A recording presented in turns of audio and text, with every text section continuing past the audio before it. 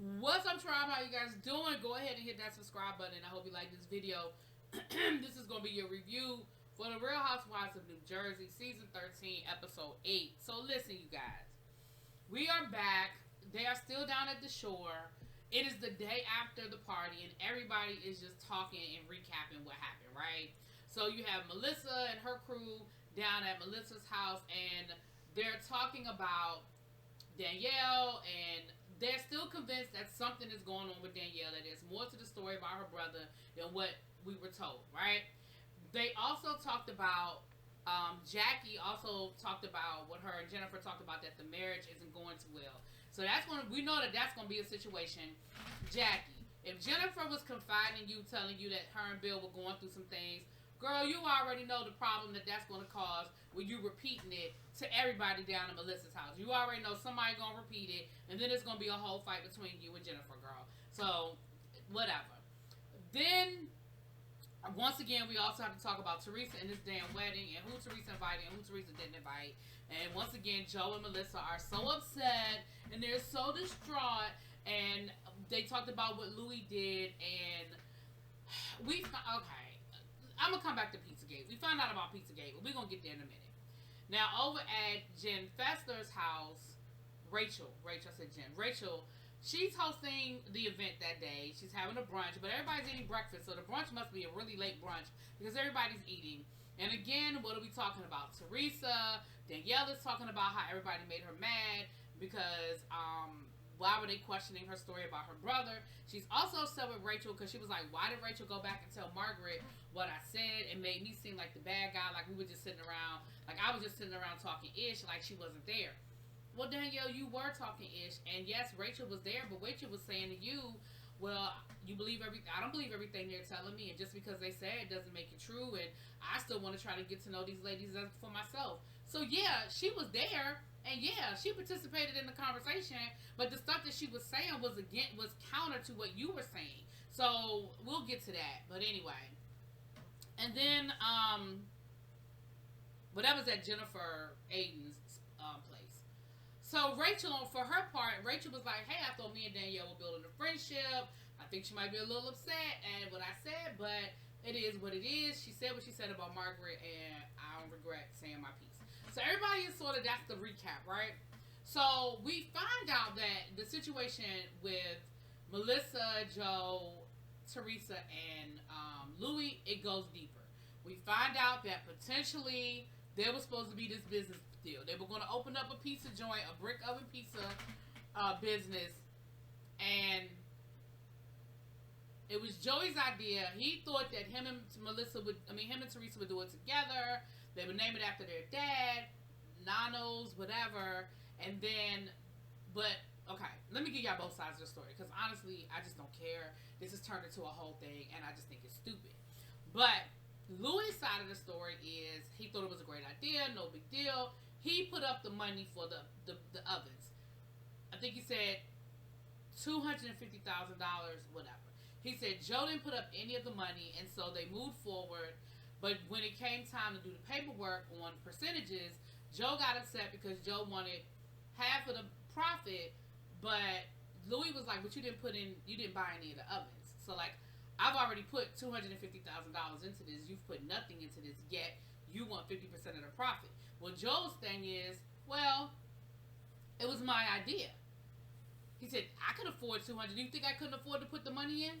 Then why didn't you? So here's the part that, okay, so Teresa got upset because she was like, she really didn't want Louis to do it because she was like, she didn't think it was a good idea for them to go into business as a family, which I agree. But on Joey's side of it, he said next thing he knew, they were doing photo shoots and they were going to call it Skinny Pizza, and it was Teresa and her daughters, and they were going to be on the pizza box, and Louis had ordered all these pizza boxes with Teresa's face on it with the girls, and they had like come up with a whole different name. First of all, Teresa, you can't just say skinny something because it's a trend, because Bethany Frankel made a lot of money off of her skinny products. You have to at least give the illusion, because I ain't done the research to find out if Bethany stuff is really skinny or not. But you have to at least give the illusion that what you're offering people is not going to make them fat. When you think of pizza, and I think of skinny pizza, like, is it a cauliflower crust? Is it vegan? Is it, like, what are we doing You can't just slap skinny on something and it's gonna be okay. But here's how I feel about Pizzagate, and I'm over Pizzagate already. But I already know this is gonna turn into like a 3 or 4 episode situation. But here's how I feel about it. Louis and Joey, if they are the businessmen that they claim to be, there's no reason in the world why anything should have happened before anybody signed a contract. Louis, why are you out buying pizza boxes and having photo shoots and buying all of these brick ovens, or I don't know how much a brick oven costs, but okay, one brick oven for $250,000. Like, why are you doing all that before y'all even have a contract in place? For your part, Joey, you're a businessman, so you already know that you can't just say, "Oh, it was my idea, I get half." Sir, you gotta put something in on this, bruh. Like, if Louis really did put $500,000, maybe by the time he did buy the boxes and stuff like that, $300,000 down on a business, sir, I need you to bring something to the table. For you to expect to get half just because it was your idea, as if you invented pizzerias or even invented brick oven pizzerias. Like, sir, that's not a thing. Like, you didn't invent that. But honestly, even as Teresa was telling the story, it didn't make sense to me, because one minute you were like, I told Louis not to do it because it was business, but then when Louis went to go get the contract, Joey didn't pay. Like, it was crazy to me. And I don't understand why you would want to go into business with somebody that you really like with your history with your sister. Why would you even want to go into business with Louis? Like, it'd be different if this was 10 years down the road and y'all knew each other really well and y'all had built something, but y'all barely knew each other. So I have questions on both sides. I think neither one of them probably handled the situation the best way they should have handled it, and I think it was a bad idea. So it sounds like when we look at Joey being upset with Teresa and Louis, is deeper than just Teresa and Louis, right? So anyway, that's the whole thing with that. All right, so we see Rachel getting her house together for the party. Child, she got a mermaid sitting on a half shell, a blow up half shell.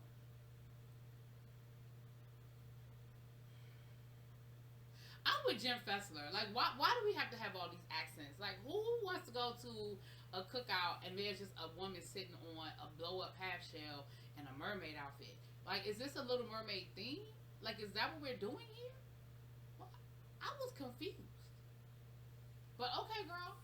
She had a grill master there that was cooking up all this meat. It looked, I mean, that was great. So the party looked nice.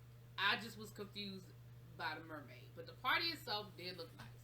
So, of course, everybody starts showing up. Yeah, I know how this goes, right?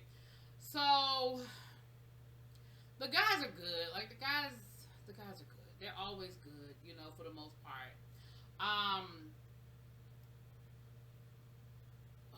Jen Fessler got there first, you know, and again, like I said, she was concerned, like, trying to figure out why do we have this mermaid. She was feeling the same way I was feeling. But as the people start showing up, Margaret said that she wanted to talk to Danielle because she really felt like her and Danielle needed to have a conversation based on how things went the day before, because she was like, I didn't even get a chance to talk to Danielle. So, of course, we have Dolores there. Joe tries to start talking to Dolores about Paulie. She says, hey, Paulie's not having a good day. He's not feeling too good today. Joey starts trying to bust her balls about it.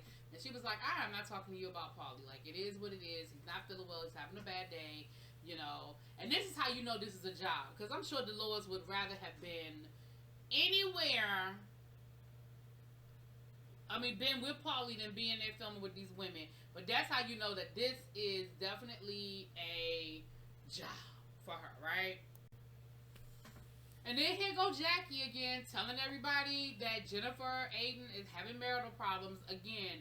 Girl, you are just cruising for a bruiser, because Jennifer gonna whoop your ass when she find out that you been telling her business after she confided in you, girl. She gonna whoop your ass.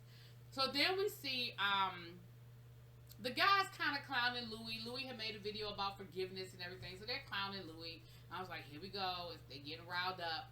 So the ladies, once again, are having this conversation about Danielle and questioning her story about her brother. Then they're talking about Teresa.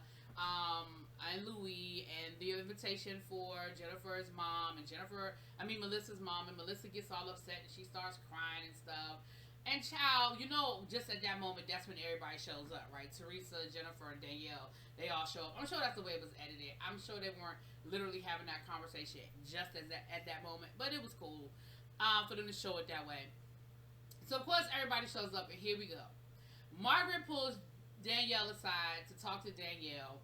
Danielle is like, I said it, but like, I'm upset because I feel like Rachel is making it seem like that we were just sitting around talking about you, and that's, like, it wasn't just me.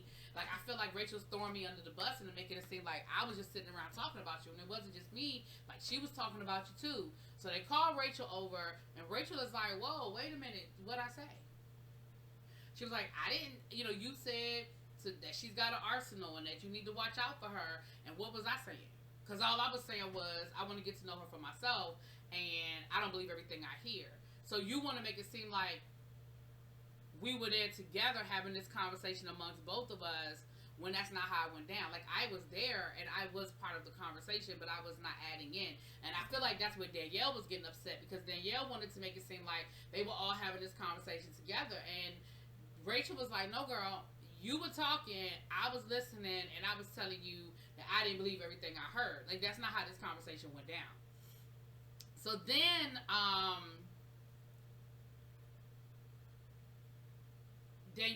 Rachel was like, well, Danielle, are we good? Because Margaret was like, listen, I don't like it, I don't appreciate it, like, don't do that, because I'm really trying to get to know y'all, and I don't want this to be no thing.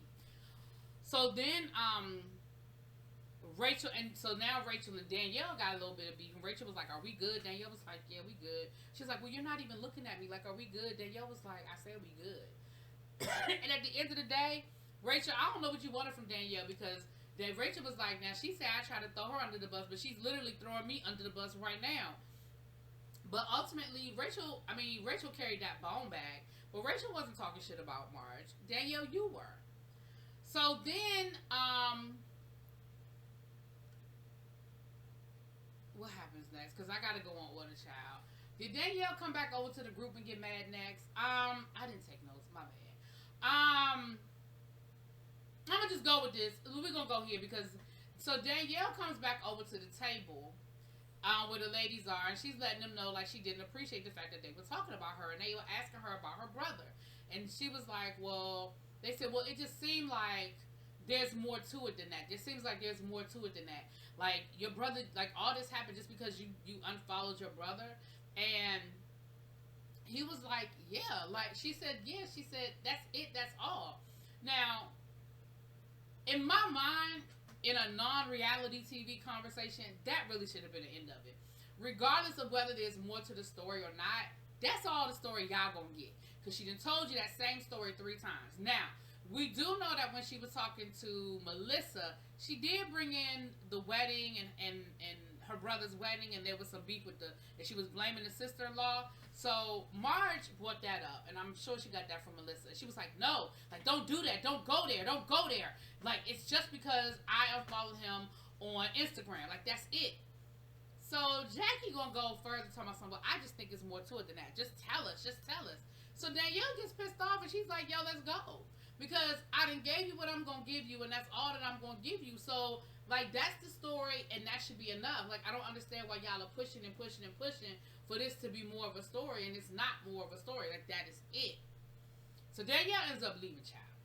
Now, while this is going on, we have Jackie, Dolores, and Melissa talking about the wedding on one side of the room, and then we have Teresa and Jen Fessler talking about the wedding on the other side of the room.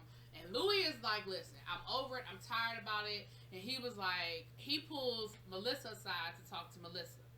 So he has Melissa on the couch, and he's like, listen, sister-in-law, look, I'm sorry about how this whole thing went down. Like, I hate it. You know, I was looking for your mom last night to let you know that I want your mom to come to the wedding. And I'm sorry that, I'm really sorry about the way things are right now. Like, what is it that we need to do? So Teresa comes over there, and Teresa, she comes in hot, and Louis is like, stop it right now. Don't do that. And she was like, what? What do you mean? He was like, see, that's what I'm talking about. We don't need that right now. Like, you're being rude. I was over here talking to Melissa, and you're coming over here and you're interrupting our conversation, and that's rude, and I don't appreciate it. I said, oh shit. So Louis does this from time to time with Teresa. Like, he really does handle her. Now, I don't know how I feel about that, because he does it at a time where I feel like Teresa needs to be handled, but I also don't necessarily appreciate how he talks to Teresa in those moments either. So Teresa's like, well, what did I do? What did I do? And he was like, I'm trying to have a conversation with Melissa. So she ends up walking away. She's all mad and in a huff. She ends up walking away. So then Joe is like, well, what's going on over there? So then Joe comes over, and Joe and Louis get to having a conversation. And I really feel like they were getting somewhere. They were making some headway. But here's the ultimate thing right here. And here's the problem. So then Teresa ends up coming back over, whatever. Here's my issue. Teresa says, Joey, if there was a problem, why didn't you just call me? Why didn't you just call me if you had a problem? If when you realized that Melissa's mother wasn't invited, why didn't you just call me and tell me? I would have added her immediately. Why does he need to call you and tell you when you can just do it? Like, I didn't understand that. Like, you were like, well, she could have just called me. She could have just called me. Girl, why did she need to call you? You knew you didn't invite that girl, mama. But see, that's different than what you said last week. Because what you said last week was, well, if I knew if I invited the mother, I would have had to invite the mother, the sister, the cousin, the aunt, and I didn't want to invite all those people. So Teresa, listen. Just mean what you say and say what you mean. You didn't want to invite them people. That's it. That's all. You did not want to invite those people. Period. And so then Joe was like, so somehow they got back on Melissa being a bridesmaid. So then Teresa goes back to, well, you just didn't defend me. You didn't defend me. You didn't have my back. No, I didn't invite you to, I didn't want you to be a bridesmaid because you didn't have my back. All you had to do was, so then Melissa brings up how Teresa didn't defend her brother, I should say, against Jennifer Aiden when he called him a bitch boy, and he said some other things, and she was like, well, what's good for the goose is good for the gander. You're mad because you're saying that they didn't have your back and they didn't defend you, but girl, you didn't defend them either, and you didn't have their back either. And so it gets like I'm so sick of Teresa with her one-sided loyalty. Listen, at the end of the day, I really don't think Melissa dogged out Louis. She was like, you should have just stopped Mars. You should have just stopped her. So that turned into a whole argument. And Louis was trying to talk to Joey. And he was like, can we just move forward? Can we, like, not bring up the past? Can we just move forward, right? So then somehow Teresa and Joe get on this conversation about how Joe's not happy. And how Melissa just has daddy issues. And that's why she clings to Joey. And she doesn't think that Joe's happy. And Joe needs to... Basically, I feel like she was saying Joe needed to leave Melissa. And so then she's blaming Melissa. Melissa, it's her fault because she's the wife and she should want peace. And she should be making peace between us. And she should be trying to have us have peace. So yes, it's all Melissa's fault because Joe's not happy and she's got daddy issues. And if she really wanted us to be happy, then she would be making peace. And she would be I was like, the fuck? Now, don't get me wrong. Melissa and Joe got their ish with them. Like, let's be clear. But, girl, your logic is crazy as hell. So, because you and Joey aren't friends, it's Melissa's fault?